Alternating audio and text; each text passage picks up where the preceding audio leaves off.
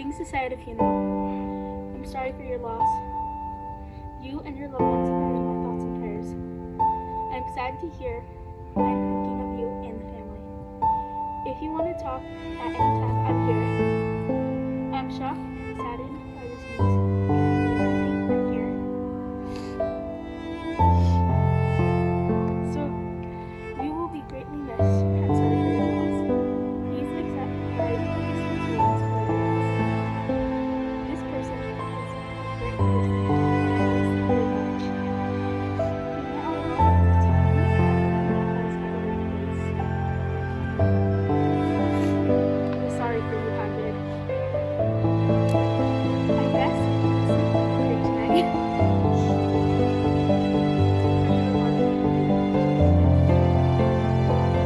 From above.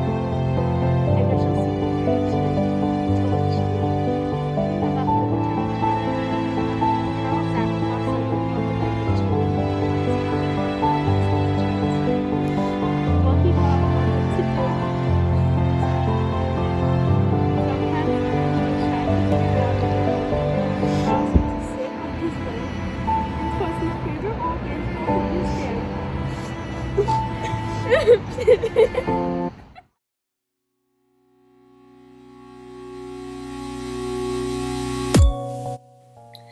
Hey George! I'm Izzy, And I'm Emmy. and today we are going to be looking into a fan theory that I think is absolutely absurd. And it revolves around the idea that Hagrid was a Death Eater. And I think that that is insane. So today, in honor of Hagrid's birthday, which was very recently, we will be clearing his name. So with that said, on to the video. So now we're going to go and read through the original Reddit post to lead to such an outrageous theory. Let's see what it says. Scope of the evidence. I will lay out the evidence in chronological order as it is presented in the books, while referencing supporting pieces of evidence from the rest of the series. This person's real professional. This is really professional. I didn't expect it to be this, professionally written. And this is all coming from the original post, so that's how you know it's legitimate. Yeah. I am basing this theory entirely on what is textually present within the original 7 Harry Potter books and not based on other materials such as video games, movies, Cursed Child, Pottermore, or the word of J.K. Rowling outside of this text. Good word on not including J.K. Rowling's canon. I appreciate that. No one likes her. Harry Potter and the Sorcerer's Stone. I think that this might actually feel legit. Yeah, You can argue against it, and I'll argue for it. That's how we should do this. The right? only reason I'm arguing against it is because I can't take the fact that my beloved Hagrid is being accused of being a Death Eater. The only Gryffindor we ever liked might have been a Death Eater. But you know what? Even if he was, I like that it proves that Gryffindors aren't all perfect. Yeah. Yes. Harry Potter and the Sorcerer's Stone. Summary. In the Sorcerer's Stone, we see the following from Hagrid. Magical abilities Hagrid uses which are otherwise only known by high-level Death Eaters, or extremely talented wizards and witches. Maybe he's just extremely talented. He could just be extremely talented, but they said that it's only known by wizards and witches. What does he use though? Because I've read the books, but yeah, that's because it contains the shattered pieces of his wand, which is snapped when he got kicked out of Hogwarts. Yeah. So how does this prove anything? What high-level magic does he use, Emmy? I don't know. Disregard to precipitation in cruelty to muggles, as well as casual approach to Azkaban level offenses. Okay, that might just be him being an idiot.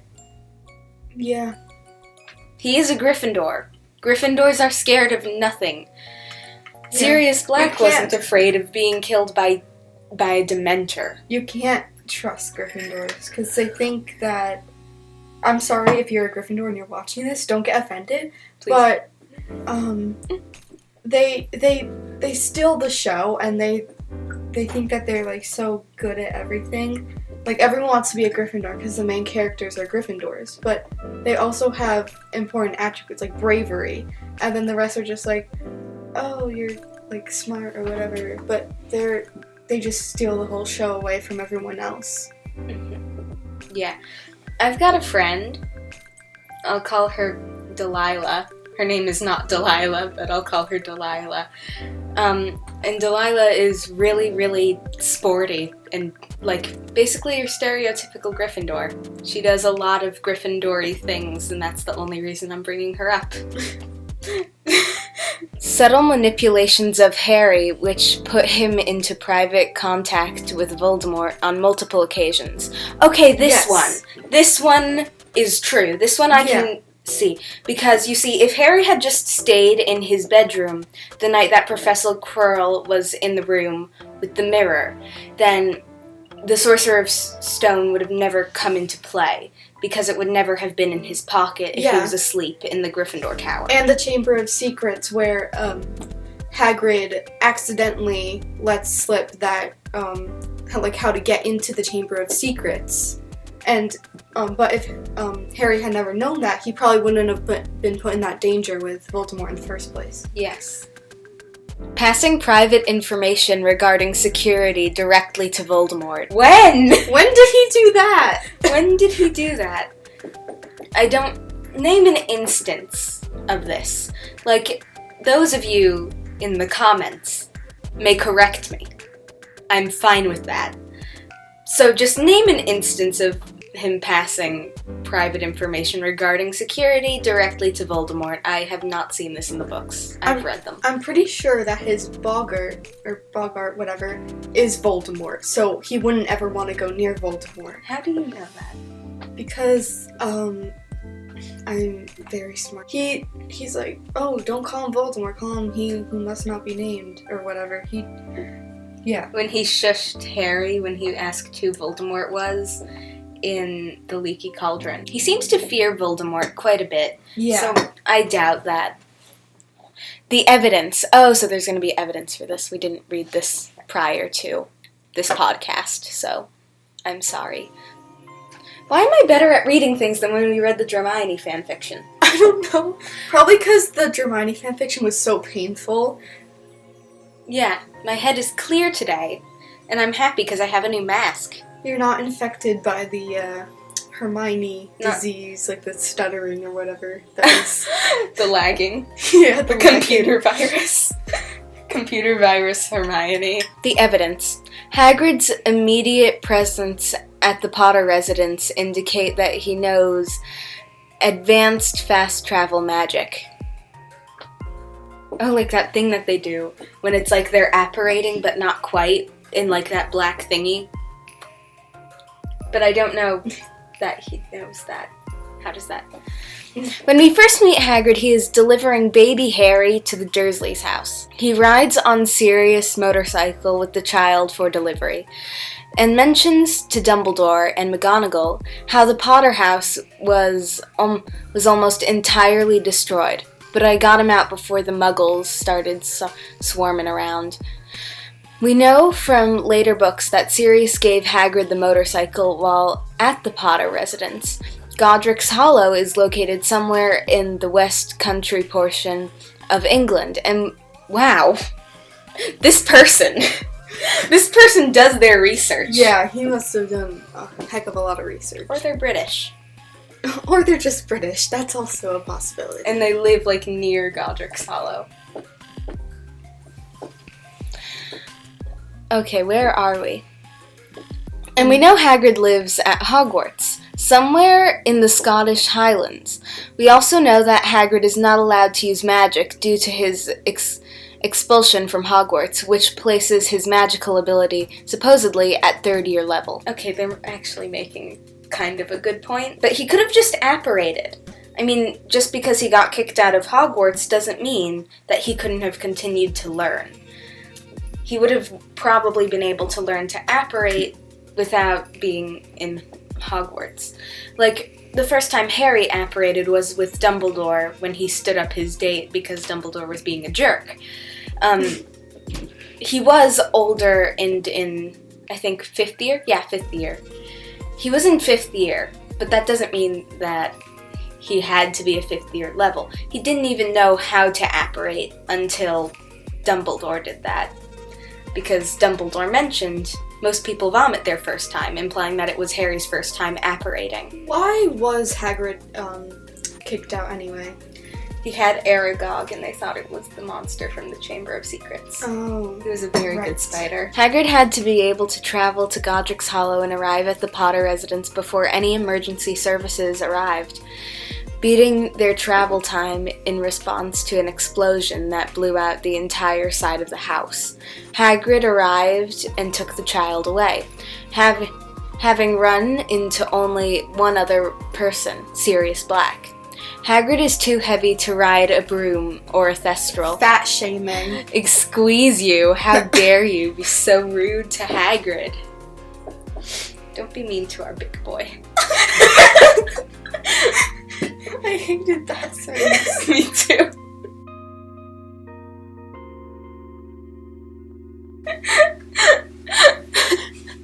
I sound like I'm choking. After Vernon calls Dumbledore a crackpot, Hagrid uses Transfiguration on Dudley, like we just said. Dudley, turning him into a part pig, part human. I wouldn't say part pig. I would say maybe a quarter pig. Not even a quarter. He just had a tail. Yeah, like an eighth. It's just a tail. It's not like half of Like him. 100th. Yeah. He's I not mean- like fully a pig. He's a pig as in like... Pigs are too he good for eats him. so much, but not like a creature. Like it's Yeah. it's different. Yeah. Pigs are too good for him. He doesn't deserve to be Technoblade. He wishes to be Technoblade. That's the only pig that we would ever like. Dudley would probably be a cringy gamer who yells at his game, playing his Fortnite like every second of the day, and he only has 2 subscribers. He would play Fortnite. He gets happy when he has 1 like on his videos. The one like is his mom.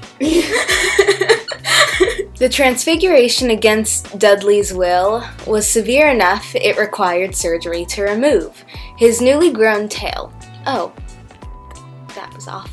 I was off reading that. I thought that was a longer sentence. Hagrid claims he made an error. He meant to turn him into a pig entirely. When does it say that? Do you have the books by any chance? Um, We could get the book yeah. and find it. To do a cool transition, and I would have the first book, but I don't have the first book with me right now. So, I'm sorry for that awkward cut. Hagrid claims he made an error and meant to turn him into a pig entirely. Although we can't be sure he's telling the truth, he performs his magic non-verbally while using a wand. That was snapped in half. So, how advanced of magic is this? He could just be Really good at advanced. magic. Yeah. Like, there were some idiot Death Eaters. We're not gonna name it. Transfiguration is considered a challenging and exact magical Is it discipline. going? Yeah. Transfiguration is considered a challenging and exact magical discipline. Human transfiguration is considered extremely advanced and is only taught at the NEWT or Newt level in the 6th year at Hogwarts. One of the spells McGonagall teaches is the transfiguration of the color of one's eyebrows. This is shown to be extremely difficult for 6 years to perform, and only Hermione seems capable. How does a mostly untrained 3rd year level wizard with a broken wand, who is forbidden from even practicing magic, perform something that is only taught at Newt level? Something far more advanced than anything we 6th years learn. Oh, so this person is in 6th year. It kind of makes sense what they're going at, because if he's forbidden to practice magic, then there's no way he would have been able to be at that level. And if some 6 years can't even perform at that level, then... But he still could be highly advanced. Yeah. Maybe he got extra transfiguration lessons. Yeah, and also, he's not a 6th year. Yeah, He's old. but he got expelled when he was a 3rd year and was therefore forbidden from practicing magic He probably did on his own. illegally. Yeah. He's a rebel. Yeah, I mean, he wanted to own a dragon. He owned a dragon temporarily, which was also illegal. And then they called Bill to come and take the dragon. Norbert. Wasn't it Charlie? Charlie's the one who studies dragons, and then Bill's the one who got attacked by the Oh, wizard. yeah, I'm sorry. I'm sorry, people, please don't bully me. The AIs who watch us don't bully us. He even performs the spell non-verbally, something so challenging that few wizards can do it. Non-verbally growing an entire pig's tail permanently on a human with a broken wand is more advanced than most magic we see in the entire series. Hermione can probably do it. Yeah. She could have probably done it in her. Draco's girlfriend. No. Absolutely not. I'm not going to. I don't care what people think. They're not going to be together ever. Good. Give me a high five. Thank you. The second major element in the scene is Hagrid using a powerful spell against the Muggle in a hostile manner. Magical law has many restrictions, and while this event takes place prior to Arthur Weasley's Muggle Protection Act, there certainly were protections provided for Muggles in the International Statute of Wizard Secrecy. Hagrid not only shows a complete disregard for a person's safety, but he loses his temper and does so with complete hostility. After Hagrid makes no attempt to reverse the spell and cheerfully goes on with his life while Dudley is forced to get surgery. Do you think that this is suitable evidence that he's a Death Eater or just has anger issues? He might just have anger issues. Maybe he just doesn't like Muggles. And maybe That's not justified! he was just teaching Dudley a lesson. I mean, Dudley did deserve it because he's a Fortnite gamer. And he was literally, offense, like, licking the cake without even using a fork and knife. He wasn't even licking it, he was eating it. He was devouring it like an animal. Yeah. Like a pig. He learned unaided flight from Hagrid learned unaided. What does that mean? Unaided flight from Voldemort. I don't know. He'll explain. Unaided flight is a remarkably rare ability, as we see only two wizards in the entire series able to do it, Voldemort and Snape. Wizards require a mechanism to convey themselves through the air, usually a broomstick. Although we see thestrals and enchanted vehicles used as well, Voldemort invents unaided flight and subsequently teaches it to his closest lieutenant, Snape, in Book 7. During the sacking of Severus Snape, we see the following conversation after Snape flees out of the window without a broom. "No, he's not dead," said McGonagall bitterly. Unlike Dumbledore, he was still carrying a wand and seemed to have learned a few tricks from his master. With a tingle of horror, Harry saw in the distance a huge bat-like shape flying through the darkness toward the perimeter wall. We know Voldemort can teach people to fly unaided, and he teaches Snape how to do this. Why is this relevant to Hagrid? That's what I'm wondering. Yeah. There is one circumstance in which Hagrid travels, which cannot be explained by any other means. In Book 1, during Diagon Alley, Hagrid collects Harry on an island. The boat, which the Dursleys and Harry used to reach the island, is still docked where Hagrid arrives. Harry is understandably confused. "How did you get here?" Harry asked, looking around for another boat. "Flew," said Hagrid. "Flew? Yeah, but we'll go back in this. Not supposed to use magic. Now I've got you." We know Hagrid flew to the island. He no longer had Sirius Black's motorbike, and there is no other vehicle left on the island besides the boat. We also know that Hagrid did not fly a broom to the island. In the same chapter, Harry needs to pay the newspaper owl, and he searches through the sleeping.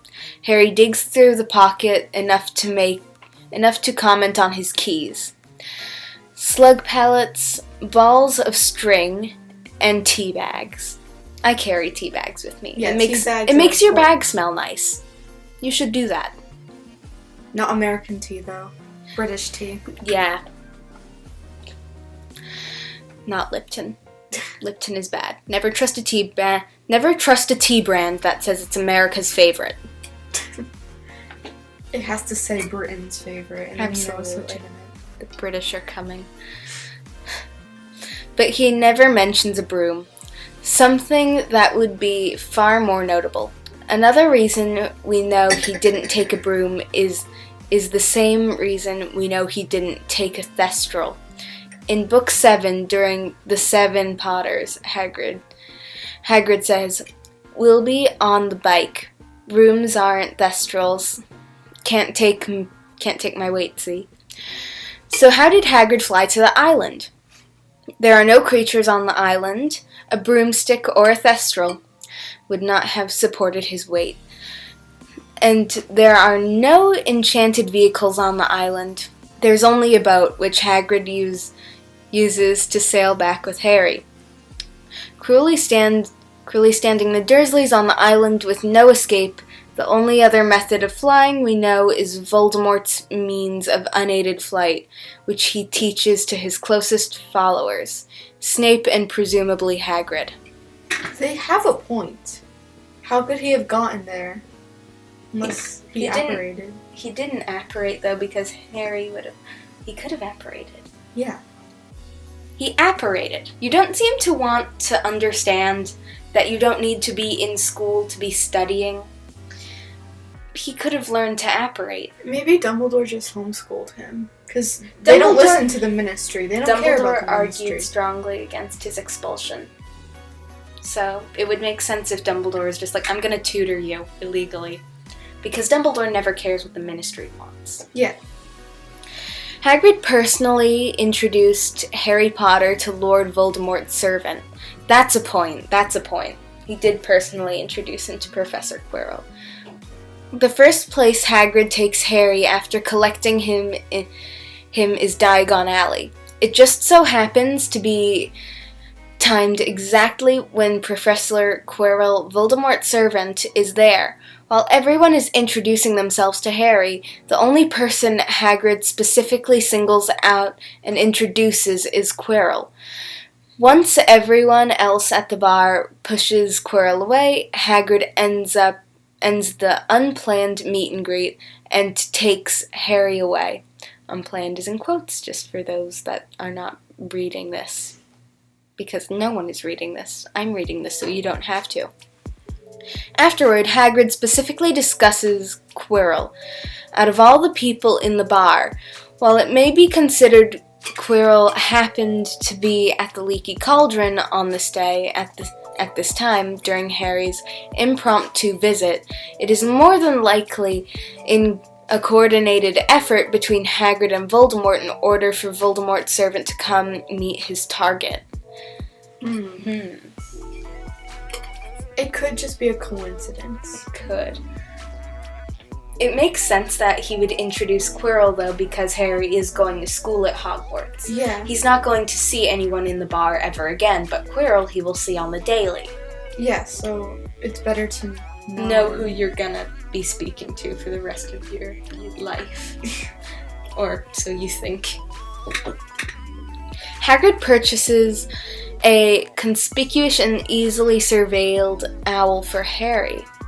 Right after Hagrid introduces an 11-year-old Harry Potter to Quirrell, he decides to leave Harry, a defenseless, naive child, alone in Diagon Alley. They have defenseless. Defenseless. Yeah, he's defenseless. He survived an attack by the Dark Lord. That doesn't change anything. He can still die. In order to return to the place where Voldemort is, afterward Hagrid continues to shop with Harry, deciding to buy Harry a birthday present in the form of an owl. Tell you what, I'll get your animal. Not a toad. Toads went out of fashion years ago. You'd be laughed at. And I don't like cats. They make me sneeze. I'll get your owl. All the kids want owls. They're dead useful, carrying your mail and everything. Hagrid buys a beautiful white snow owl called Hedwig, certainly a creature which stands out, and which would be easily tracked and followed, described in Book 4 in the chapter Beauxbatons and Durmstrang. Sirius on the run sends a letter stating, "Don't use Hedwig, keep changing owls." Ron questions this, and Hermione states, "Hedwig will attract too much attention.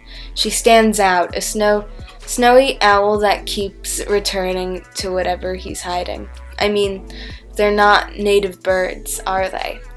Hagrid, always looking out for Voldemort's interests, specifically purchased Harry the most conspicuous owl we ever see, which would be easily tracked and observe, which is all the most suspicious given that he did so right after returning the last known whereabouts of Voldemort's servants. Hagrid personally delivers Harry to Voldemort in the Forbidden Forest. In Book 1, Neville, Hermione, Draco, and Harry attend detention in the middle of the night with Hagrid. For some reason, Hagrid decides to take his first years into the Forbidden Forest, where he is worried enough about the dangers he brings his crossbow. He then immediately splits the children into two groups to walk on two separate trails.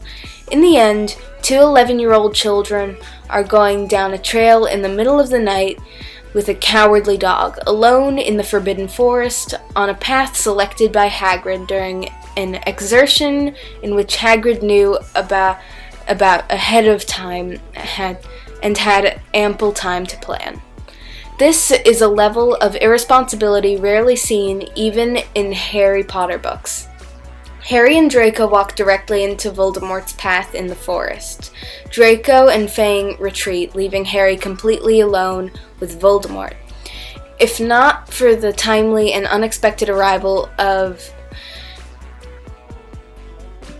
Hagrid consistently endangers Harry with illegal and dangerous activity. He's a rebel. Yep, rebellious teenager. He never grew out of that phase because he got expelled. Yeah. Hagrid acquires a dragon egg, then subsequently agrees to get rid of the dragon after it hatches. Hagrid does not provide basic safety information, training, or any sort of assistance for handling the dragon.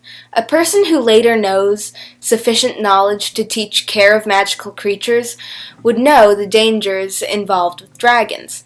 When Norbert bites Ron, Hagrid doesn't urge medical care or even attempt basic first aid, resulting in Ron's first near-death experience. He then persuades three unqualified, untrained first years to commit to an illegal smuggling operation after curfew on his behalf. If Hagrid was a Death Eater, this situation is a win-win. If the dragon injures or kills the children, Voldemort's enemies are dead. If they are caught, their education is impacted, and he knows they won't rat him out. If they succeed, he builds a trusting relationship with them, which is based on illegal activity they can't share with other adults, and, if needed, develops compromising material on them. The third ends up happening, and Hagrid is able to continue developing the relationship by gradually introducing more and more nefarious and dangerous activity throughout the rest of the series. I hate that this person knows so much. Why didn't we ever see this coming? At first it sounded like a stupid accusation. This is blatantly obvious. But you know what I will say? The reason that there's such a ridiculous detention that exists doesn't surprise me, because the children need a permission slip to go to a safe village that is very near to the school, but not to enter a life-threatening contest, i.e. the Triwizard Tournament. Hagrid willingly provides sensitive security-related information to Voldemort and fails to report it to his employer. Hagrid and Dumbledore are the only people we know of who were aware that the Sorcerer's Stone was being kept in Vault 713 at Gringotts, in a highly secure and secret location. It's worth noting that the only other person who is aware of this location is Quirrell Voldemort, and it's much more likely that Hagrid told him where it was rather than Dumbledore. Once the Sorcerer's Stone arrives at Hogwarts, it is concealed behind a series of magical protections and to safeguard it from Voldemort. Hagrid provided Fluffy, the three-headed dog, and the first line of defense. Hagrid may not have known the protections and the other professors created, but he knew their identities, and he knew the location of the stone. We know for a fact he revealed the solution to his segment of the operation, and very likely the location and other professors' identities to Voldemort. I brought this up, though, earlier when we were doing our research on this. It does make a lot of sense. Yeah. You know, I didn't want this theory to make as much sense as it does. We're recording. My friend that I'm not gonna name because I can't think of a name is now in the room. So yeah, say hi to her. Be nice. What Hagrid revealed was severe.